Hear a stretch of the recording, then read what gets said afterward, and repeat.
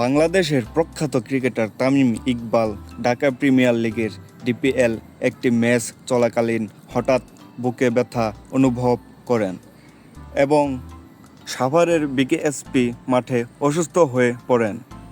তৎক্ষণাৎ তাকে সাভারের ফজিলাতুন্নেসা হাসপাতালে নেওয়া হয়, যেখানে তার হার্টে ব্লক শনাক্ত করা হয় এবং রিং পরানো হয়। বর্তমানে তিনি চিকিৎসাধীন রয়েছেন এবং তার অবস্থা স্থিতিশীল বলে জানা গেছে। তামিমের অসুস্থতার খবর শুনে তার পরিবারের সদস্যরা, বাংলাদেশ ক্রিকেট বোর্ডের কর্মকর্তারা এবং সহকর্মী ক্রিকেটাররা হাসপাতালে ছুটে যান। তার দ্রুত সুস্থতার জন্য দেশজুড়ে ভক্ত ও সমর্থকরা প্রার্থনা করছেন।